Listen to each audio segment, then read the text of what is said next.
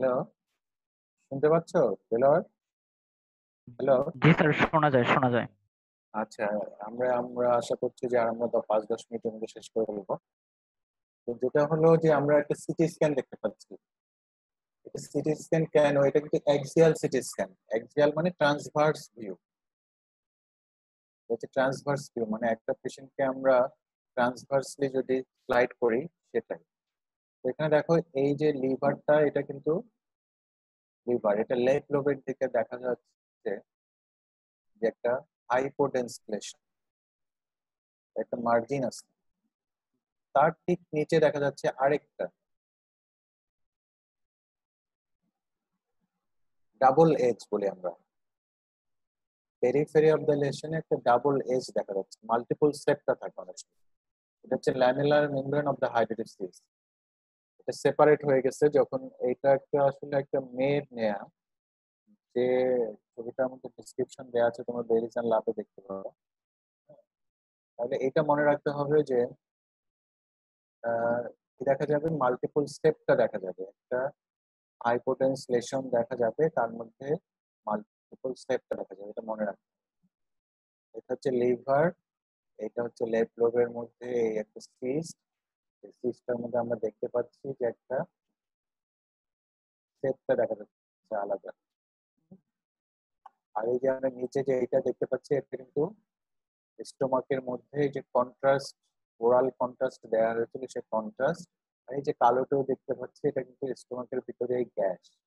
আর এই যে এটা আমরা যেটা দেখতে পাচ্ছি এটা কিন্তু স্প্রিন। এগুলো ছবি যদি তোমরা ঘাটো বারবার বইয়ের মধ্যে, তাহলে এগুলো দেখলে তোমাদের এক্সপিরিয়েন্স ভালো হবে। তাহলে এটা একটা ছবি। আরেকটা ছবি আমরা দেখছি যে এই যে একটা লিভারের রাইট লোবের মধ্যে দেখা যাচ্ছে, দেখা যাচ্ছে যে একটা হাইপোটেনসিলেশন, এইটাতেও কিন্তু একটা সেপ্টা দেখা যাচ্ছে। ফ্লোটিং মেমব্রেন বলা যায়, জার্মিনাল মেমব্রেন। ভেরি ইম্পর্টেন্ট, এগুলো কয়েকটা দেখলেই কিন্তু তোমাদের জন্য এটা খুব ইজি হয়ে যাবে।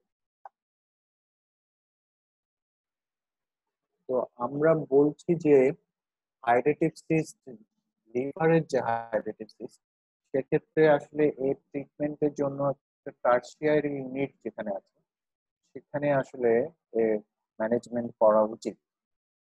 সেক্ষেত্রে আমাদের একজন এক্সপার্ট হেপাটোবিলিয়ারি সার্জন থাকা উচিত, মানে এক্সপেরিয়েন্স ফিজিশিয়ান থাকবে, আর হচ্ছে ইন্টারভেনশনাল রেডিওলজিস্ট থাকবে। এটা হচ্ছে যে আমাদের প্রোটোকল আর কি, যদি আমরা চিকিৎসা করতে চাই।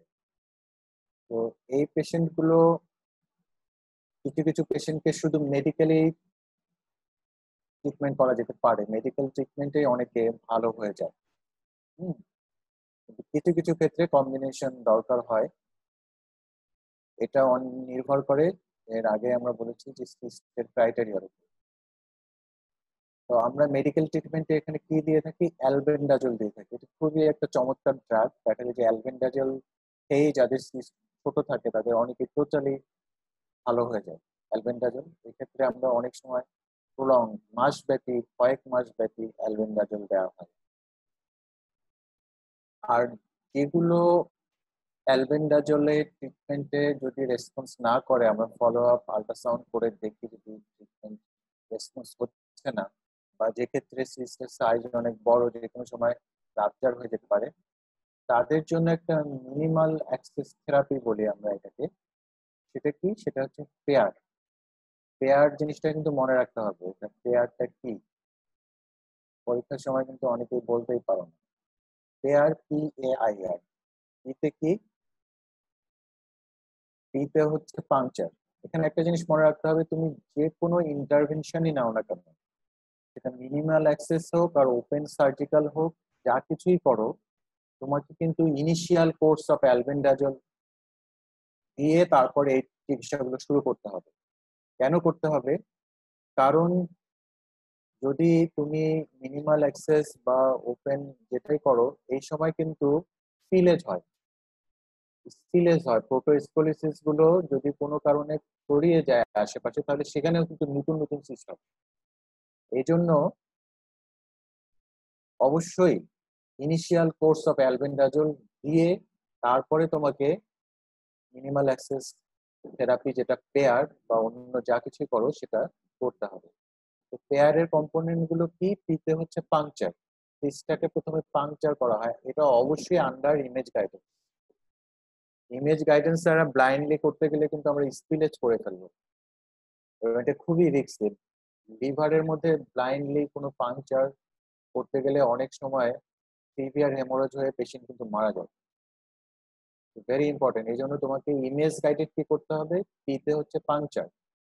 নেক্সট কি করব? এতে aspiration of the cyst content. Aspiration করার পর আমরা কি করব?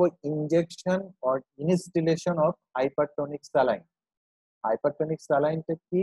এটা হচ্ছে যে সাধারণত আমরা 15 থেকে 20% সোডিয়াম ক্লোরাইড যে ব্যবহার করি, দিলে কি হয়? প্রোটোস্কোলিসিস গুলো মরে যায়।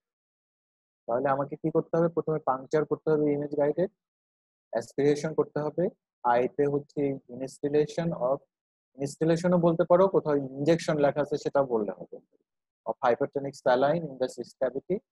আর লাস্ট যে আরতে হচ্ছে রিঅ্যাসপিরেশন।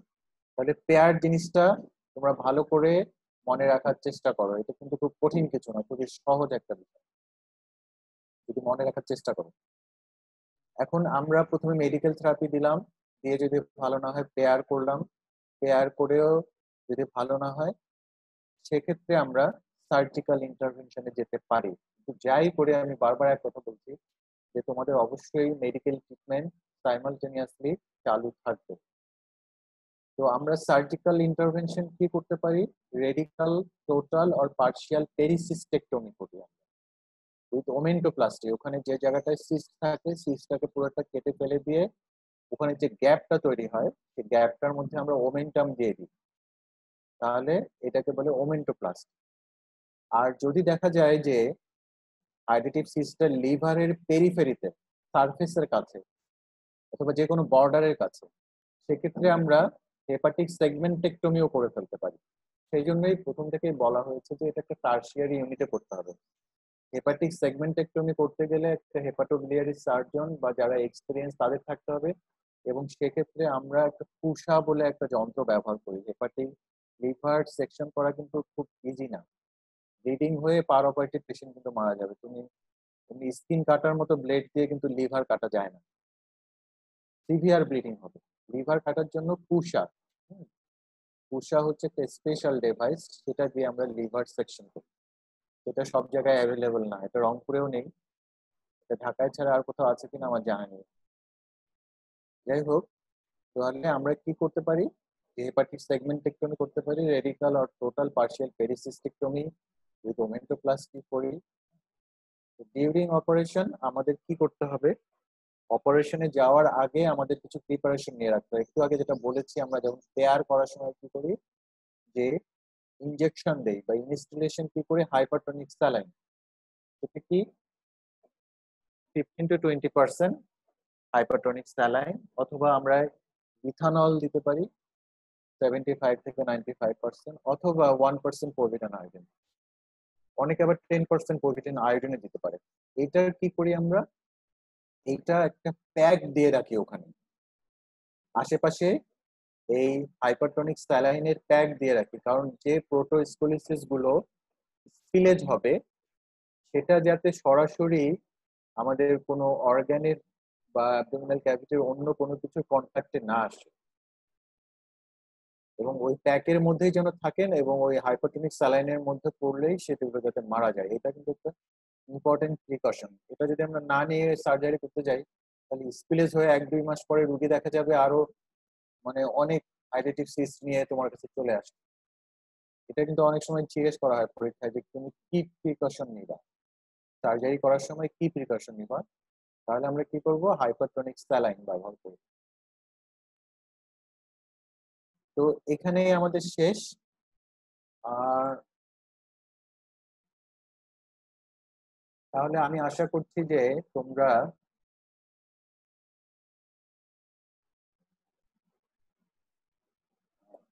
যে বিষয়টা নিয়ে আমরা বলছিলাম যে লিভার ইনফেকশন, আমরা প্রথমে অ্যাসেন্ডিং কোলাঞ্জাইটিস নিয়ে কথা বললাম, তারপরে pyogenic liver abscess, amoebic liver abscess, এবং লাস্টলি আমরা যেটা কথা বললাম সেটা হচ্ছে হাইড্রেটিভ ডিজিজ অফ দ্য লিভার।